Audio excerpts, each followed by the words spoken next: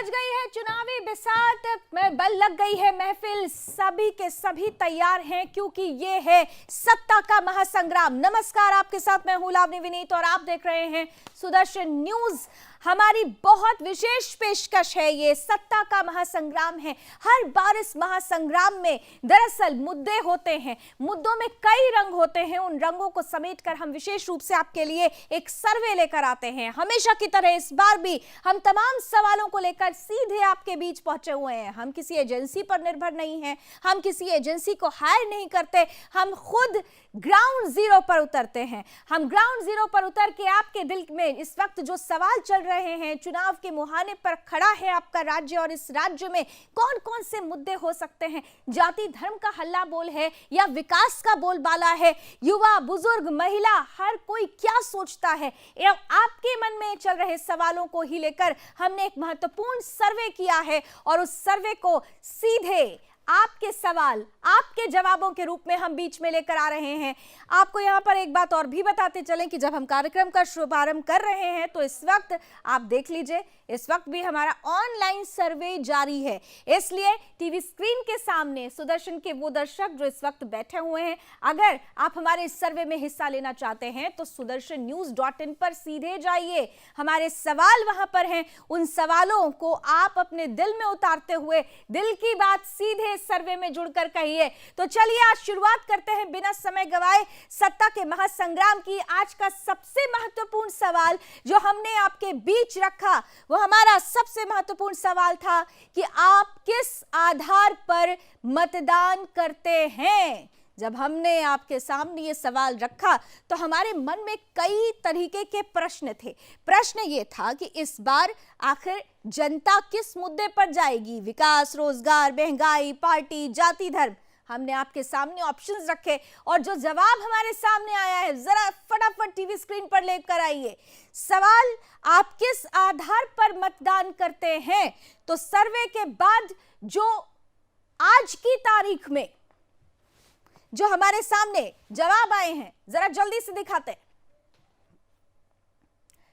तो किस आधार पर इस बार मतदान होने वाला है। जो जनमत है वो कहता है विकास, 41.4% लोगों ने कहा कि हम कार्य यानी विकास को तरजीह देंगे। रोजगार और महंगाई के मुद्दे पर 31.2% लोगों ने मुहर लगाई। पार्टी को तरजीह देने वाले में 11.3% लोग शामिल थे। और जाति और धर्म, जबकि कहा जाता है कि जाति और धर्म का बोलबाला होता है, लेकिन इस बार देखिए लोगों के मन में जाति और धर्म पर जब पूछा गया सवाल तो मात्र 16.1% लोग ही इस मुद्दे को आधार बनाकर मतदान करने वाले हैं। अब क्योंकि जनता जनार्दन की बात हो रही है तो हम हर वर्ग में पहुंचे और हर वर्ग में पहुंचकर हमने जानने की कोशिश की कि उनका मुद्दा क्या हो सकता है। सबसे पहले देश की रीढ़ की हड्डी कहे जाते हैं युवा कहे जाते हैं। तो सबसे पहले हमने युवाओं से पूछा कि आप किस आधार पर मतदान करते हैं।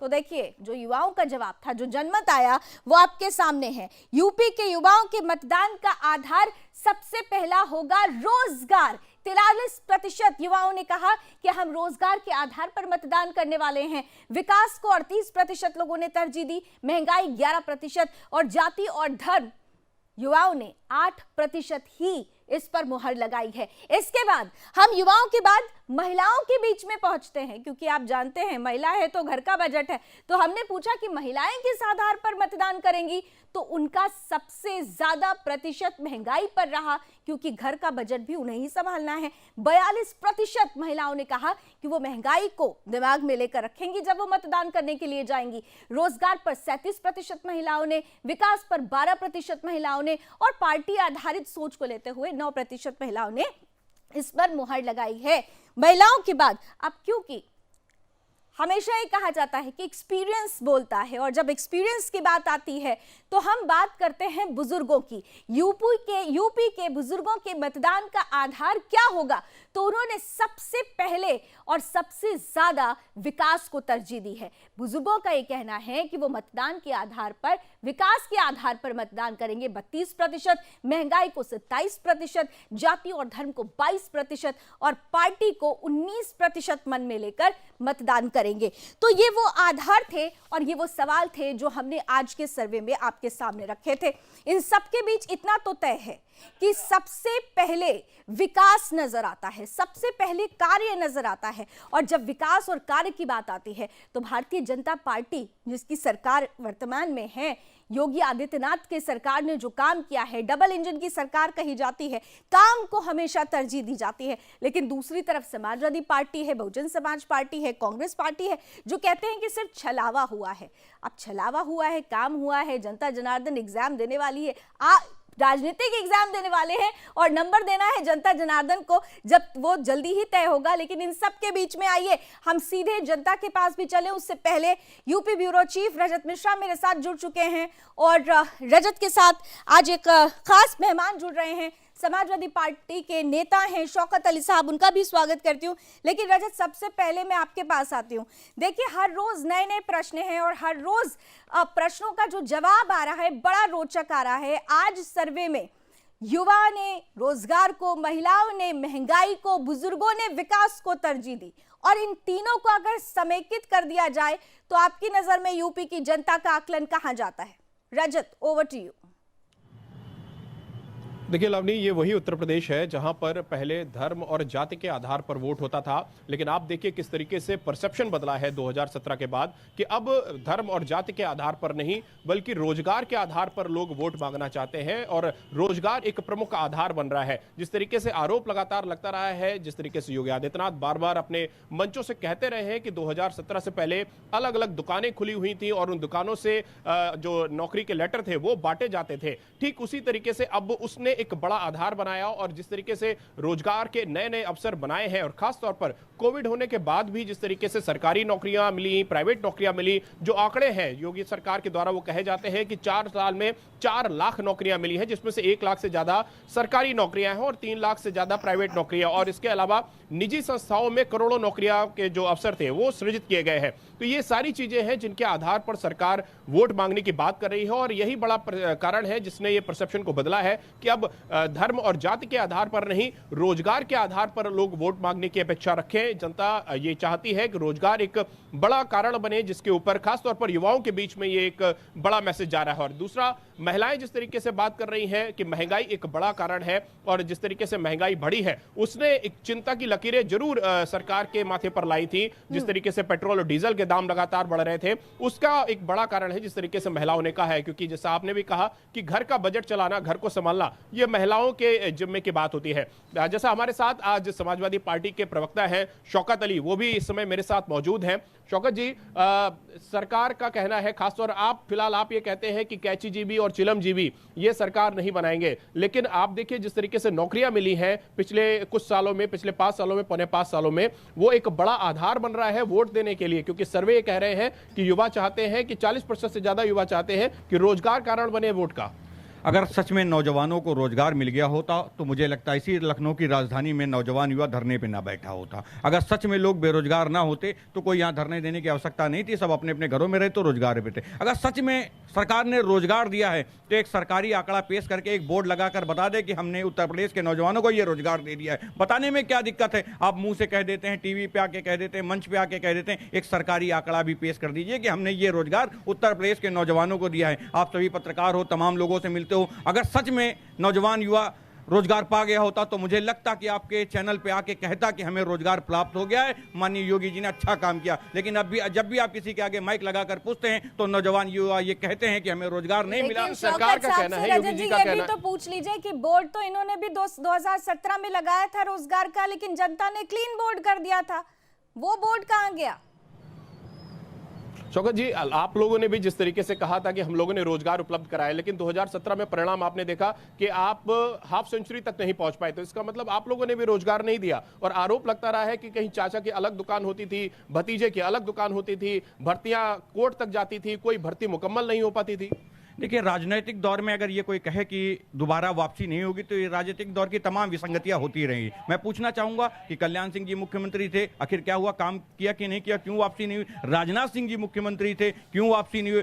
स्वर्गीय अटल जी प्रधानमंत्री थे, क्यों वापसी नहीं हुई, तमाम विसंगतियां होती हैं। ये राजनीति में सवाल का जवाब नहीं है। तमाम ऐसे लोग होते हैं जो उतार चढ़ाव राजनीति में होता रहता है। कभी किसी को उत्तर प्रदेश की जनता पसंद करती, कुर्सी पे बिठाने का काम करती। उत्तर प्रदेश की जनता का जब ये लगता है, उत्तर प्रदेश की जनता को ये महसूस होता है कि ये राजनीतिक दल में सरकार में आने के बाद मेरी बातें नहीं सुन रहा, उसे उठा के बाहर फेंकने का काम करती, चाहे हम हो या कोई और हो। जब उन्हें उत्तर प्रदेश की जनता को यह महसूस होता है जिसको हमने बिठाया वो फिर काम नहीं कर रहा, फिर उसे बाहर करने का काम करती। उत्तर प्रदेश की जनता तमाम लोगों को हर राज्य का फलसफा यही है, लेकिन इस फलसफे में कहानी सरताज कौन होगा और इस सरताज के काम के लिए, सिरमौर करने के लिए विकास का काम भी करना जरूरी था। सिर्फ झूठ नहीं होना चाहिए, काम बोलता है, नारा दिया गया, काम को बहरहाल 2017 में नकारा गया था। 2022 में क्या होगा यह अभी तय होना बाकी है। चलिए, शौकत अली साहब और रजत आप हमारे साथ बने रहिएगा, लेकिन इन सबके बीच क्योंकि हम हर रीजन से आपको हर विभाग से, हर मंडल से, हर जिले से आपके पास हम लोगों को लेकर आ रहे हैं। ग्राउंड जीरो पर हमारे संवाददाता मौजूद हैं।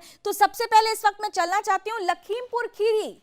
आशीष कटियार मेरे सहयोगी वहां पर जनता जनार्दन के साथ मौजूद हैं। लखीमपुर खीरी अवध का वो सबसे बड़ा क्षेत्र जहां पर कहा जाता है कि अगर यहाँ की जनता ने जिस पार्टी को ठान लिया कि इस पार्टी को सत्ता में आना है तो वहां की ही पार्टी सत्ता में आती है। अवध के लोगों के दिलों में उतरना जरूरी हो जाता है। जरा जल्दी से आशीष कटियार को स्क्रीन पर दिखाइए। तो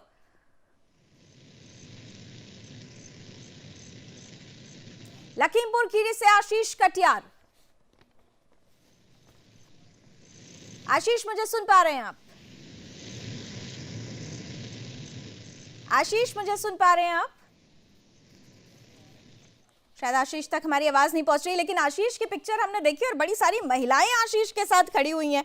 और क्योंकि हमने आज पूछा भी कि यूपी की महिलाएं किस आधार पर मतदान करेंगी, जिसमें महंगाई को 42%, रोजगार को 37%, विकास को 12% और पार्टी को 9% सर्वे के आधार पर जो आज की तारीख में जो परसेंटेज मिला है वो हमारे सामने है। आशीष के साथ कुछ महिलाएं हैं। आशीष को क्या मेरी आवाज अभी पहुंच रही है? चलिए, मुझे लगता है शायद आशीष तक आवाज नहीं पहुंच रही। हम जाते हैं दोबारा रजत के पास। जरा रजत, हम जब अवध की बात करते हैं, क्योंकि हम लखीमपुर खीरी और अभी कुछ ही देर में हमारे साथ बहराइच से भी हमारे सहयोगी जुड़ेंगे, अवध के लोगों के दिलों में उतरना बहुत जरूरी है। लेकिन बीते इलेक्शन की अगर बात की जाए, 2012 में साइकिल जरूर चली थी, 2017 में साइकिल पंचर हो गई और अवध के ज्यादा से ज्यादा हिस्सों में कमल खिला था। क्या इस बार भी ये परिस्थिति बन सकती है? रजत, सबसे पहले आपके पास। बिल्कुल, आपने इसका सीधा सवाल शौकत साहब से लेते हैं। शौकत साहब, जिस तरीके से 2017 में अवध के क्षेत्र में आपको एक बड़ी हार मिली थी, खास तौर पर जो अवध की सीटें थी उनमें आप कहीं भी साइकिल नहीं चला पाए थे। आपको क्या लग रहा है कि 2022 में कितनी साइकिल आपकी दौड़ेगी अवध के क्षेत्र में? अभी माननीय राष्ट्रीय अध्यक्ष जी का एक हम लोग के यहाँ रथ यात्रा जो निकली थी, जो जनसैलाब था वो सब ने देखा है। तमाम उत्तर प्रदेश के नौजवानों ने देखा, तमाम उत्तर प्रदेश की मीडिया ने देखा। अगर ये नौजवान परिवर्तन की ओर है, इसीलिए आज अखिलेश यादव के साथ खड़ा हुआ है। और वो जो नौजवान आज बार बार रथ के पीछे चल रहा है, वो चाहता है कि उत्तर प्रदेश की जो जन विरोधी सरकार है, भारतीय जनता पार्टी की सरकार, उसे उखाड़ने के लिए नौजवान आज पैदल रथ के पीछे दौड़ रहा है, क्योंकि चाहता है कि उत्तर प्रदेश की दशा बदलनी चाहिए। लेकिन शौकत साहब, रथ का ईंधन कहां से आ रहा है ये भी समझ में आ रहा है। कानपुर में आपकी पार्टी के करीबी के घर से 150 करोड़ रुपए बरामद हुए। इनकम टैक्स ने जो छापे मारे आपके पार्टी के नेताओं के घरों पर, वो 800 करोड़ से ज्यादा की गड़बड़ी उनके अंदर मिली है। तो ईंधन कहां से आ रहा है? ये झूठे आरोप हैं।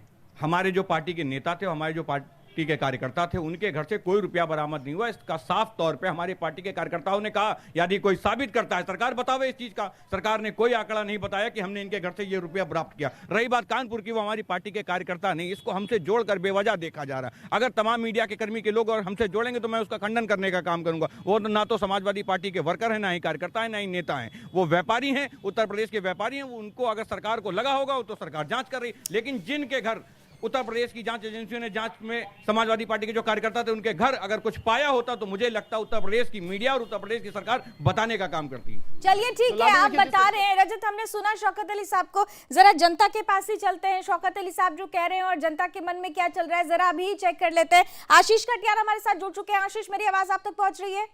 जी बिल्कुल पहुंच रही है। आशीष, आपके साथ बहुत सारी महिलाएं खड़ी हुई हैं, हम देख पा रहे हैं। जरा टीवी स्क्रीन पर जल्दी से लेकर आइए। आशीष, महिलाओं का वोट बहुत महत्व रखता है। आधी आबादी, और इस आधी आबादी के अंदर दम है सत्ता परिवर्तन करने का और सत्ता में बरकरार रखने का। फिलहाल आपके पीछे मुस्कुराती हुई महिलाओं के दिल में क्या चल रहा है, किस आधार पर इस बार वो वोट देने के लिए उतर रही है? पसंदीदा नेता कौन, जरा जल्दी जल्दी पता करिए। जी बिल्कुल, बात करते हैं, हमारे साथ में ये महिला मौजूद हैं। आइए बात करते हैं। रजनी जी, आप किस आधार पे इस बार जो है वोटिंग करने वाली?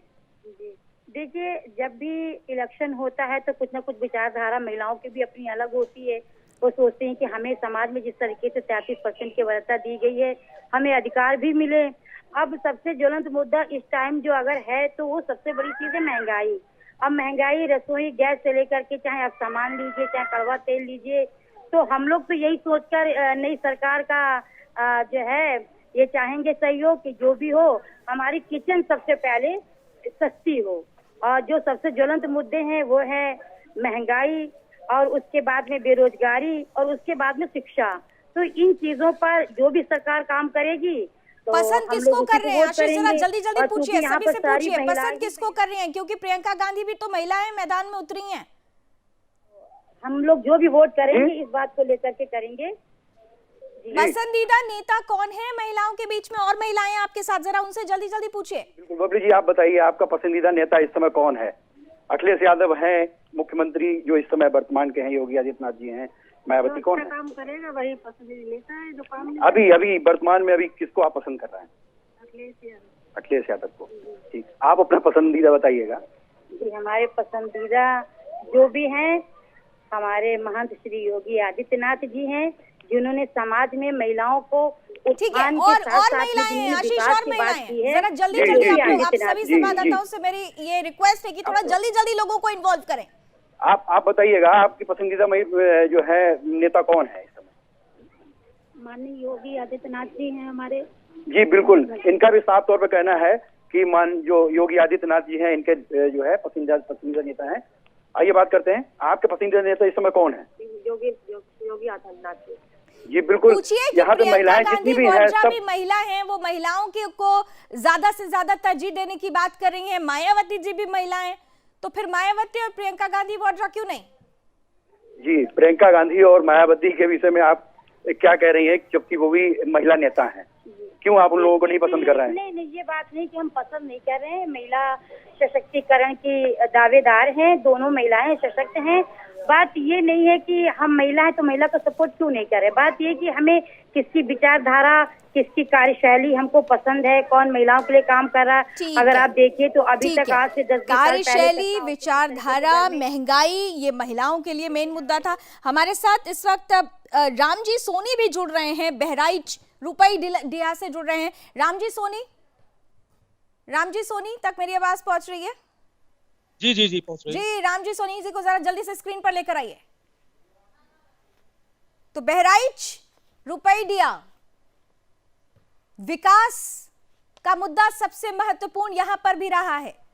यहां पर भी लोगों को रोजगार की बात की, यहां पर कानून व्यवस्था को लेकर अक्सर सवाल उठते रहे हैं। तो इन सब परिस्थितियों को देखते हुए राम जी, यहां की जनता क्या सोच रही है, जल्दी जल्दी जरा पता करिए।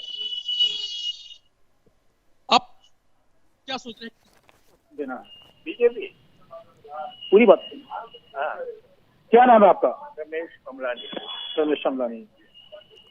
किन मुद्दों पर आप वोट करना चाहेंगे? विकास के मुद्दे पर, क्योंकि बहुत से गांव में बिजली नहीं होती थी, आज हमारे घरों में बिजली चल रही है। अच्छी लाइट की व्यवस्था है, अगर ट्रांसफार्मर जल जाता है तो 24 घंटे में ट्रांसफार्मर बदल जाता है।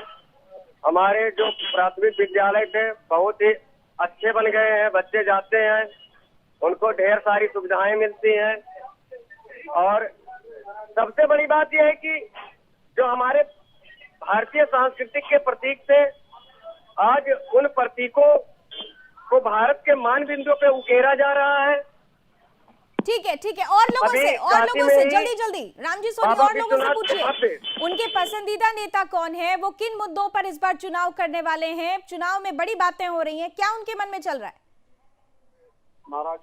आपके पसंदीदा नेता कौन है? चुनाव का जो माहौल है इस पर क्या कहना है? और कौन से आपका नेता बहुत लोकप्रिय नेता है? हमारा सबसे लोकप्रिय नेता इस समय वैश्विक स्तर पर हमारे नरेंद्र मोदी जी सबसे वैश्विक स्तर पर लोकप्रिय हैं। और कोरोना जैसी आपात स्थिति को भी उन्होंने बहुत अच्छे से संभाला, जबकि बड़े बड़े जो देश थे जो जिनकी टेक्नोलॉजी भी बहुत अच्छी थी, उसके बाद भी वो सड़क पे रो रहे थे अपनी संसद के अंदर, और हमारे नरेंद्र मोदी जी ने बहुत अच्छे से देश ठीक है, को संभाला। चलिए रामजी सोनी आज भी वो आगे बढ़ा थोड़ा रहे सा थे। वीडियो डिस्ट्रैक्ट कर रहा है, मैं समझ रही हूँ। हमारे साथ इस वक्त चित्रकूट से भी ज्ञानचंद शुक्ला भी जुड़ चुके हैं। जरा चित्रकूट भी पहले चलते हैं और फिर रजत जी के पास फाइनली चलते हैं। चित्रकूट से ज्ञानचंद्र शुक्ला। जी मैम। ज्ञानचंद शुक्ला को जरा स्क्रीन पर लेकर आए। जी। बुंदेलखंड, चित्रकूट, बुंदेलों को रिझाने के लिए बड़े बड़े काम किए गए। क्लीन स्वीप किया था बीजेपी ने, लेकिन इस बार पूरी तरह से समाजवादी पार्टी भी तैयार है। वहां की जनता जनार्दन किसके साथ, क्या चल रहा है मन में, कौन से मुद्दे, जल्दी जल्दी ज्ञानचंद शुक्ला पूछिए लोगों से। जी जी। उत्तर प्रदेश में मुख्यमंत्री के तौर में पहली पसंद आपकी किसकी है? योगी आदित्यनाथ। आपका नाम? डॉक्टर प्रकाश। प्रकाश जी जी। उत्तर प्रदेश में मुख्यमंत्री के तौर पर पहली पसंद आपकी कौन सी है? आपका नाम? माननीय योगी जी। आपका नाम? क्यों क्यों? क्योंकि अखिलेश यादव भी है, जरा ये भी पूछिए, मुद्दे भी पूछिए, क्यों पसंद कर रहे हैं लोग? जी। क्यों आखिर मुख्यमंत्री को आप पसंद कर रहे हैं? अखिलेश यादव भी हैं। आपका नाम? सुनील कुमार हमारा नाम है। आप अखिलेश यादव भी तो कानून व्यवस्था का सरकारी भ्रष्टाचार पर नियंत्रण होना जरूरी है। जी। और भी बहुत लोग हैं ज्ञानचंद्र, आपके पीछे भी कुछ लोग हैं, जरा एक दो और लोगों से बात कीजिए जल्दी जल्दी। जी जी जी जी।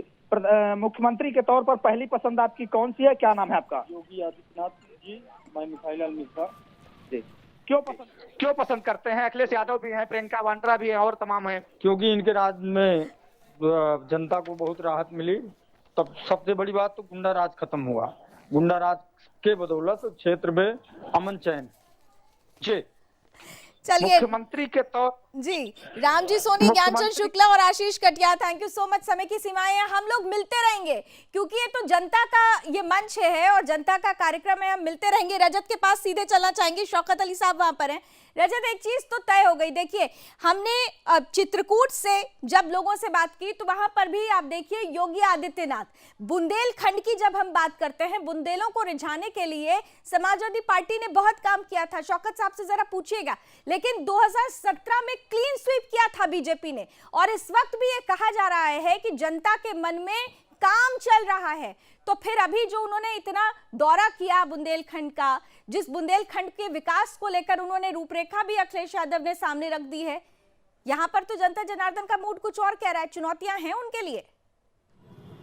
बिल्कुल शौकत साहब, जिस तरीके से अखिलेश यादव जी ने लगातार दौरे किए थे, बुंदेलखंड के भी दौरे किए थे, अब जो सर्वे के रुझान आ रहे हैं, जिस तरीके से जो सर्वे में लोग कह रहे हैं, बुंदेलखंड में भी आपको लेकर, खासतौर पर समाजवादी पार्टी को लेकर कोई विशेष जो रुझान होना चाहिए, एक विशेष उत्साह होना चाहिए, वो दिखाई नहीं देता। एक जो सर्वे का रिपोर्ट कहता है कि 71% लोग योगी आदित्यनाथ को पसंद करते हैं, तो महज 28% लोग हैं जो अखिलेश यादव की तरफ जा रहे हैं। आपको लगता है ये जो भागदौड़ आपने करी है, इसका कोई परिणाम दिखाई दे रहा है आपको? देखिए, इससे पहले तमाम चैनलों ने बंगाल के जब चुनाव हो रहे थे तो भारतीय जनता पार्टी के फेवर में तमाम चीज़ें बताई थी। तो सर्वे उनका अपना तरीका है, किससे सर्वे किया, कैसे सर्वे किया, किस एजेंसी से उन्होंने सर्वे कराया, ये तो वही जानते हैं। लेकिन अगर तमाम उन मीडिया संस्थानों ने देखा होगा, जब बुंदेलखंड माननीय राष्ट्रीय अध्यक्ष जी पहुंचे थे, वो जो जनसैलाब था, अगर मुझे लगता है कि उनका सर्वे सही होता तो वो जनसैलाब कम होता। वो जो जनसैलाब था, जो हमने कभी नहीं देखा, जो आज जो जनसैलाब उमड़ा है, ये हमने पिछले रथ यात्रा में भी नहीं देखा था। तो ये जो जनसैलाब है, ये कहां से आ रहा है? लेकिन ये सर्वे भीड़ के वोट की गारंटी नहीं होती है। यात्राओं में भी आ रहा है जनसैलाब, भाजपा के भी यात्राओं में भी आ रहा है। देखने का काम करिए, अभी मेरठ में जो हुआ ऐतिहासिक भीड़ थी। मुझे लगता है कि तमाम चैनलों ने इस बात को, इस भीड़ को वोट का पैमाना मानते हैं? बिल्कुल मानता हूं, मैं इस बात को मानता हूं, क्योंकि जब भीड़ होती है तो वो इसलिए नहीं आती कि किसी को कुछ मिलने वाला है, कोई लालच में नहीं आती, वो अपने नेता को स्वीकार रही होती, अपने नेता को कि उसी भीड़ में एक युवा ने पूछ लिया था कि पानी की किल्लत है, दूर कैसे करेंगे, रोड मैप अभी तक सामने नहीं आया, उसी भीड़ में युवा ने पूछा था। शौकत अली साहब को अब मिल गया क्या वो और रोड सवाल मैप? ये था शौकत साहब कि जिस तरीके से बुंदेलखंड में जब आपके दौरे हो रहे थे, सवाल ये भी पूछे गए थे कि बुंदेलखंड में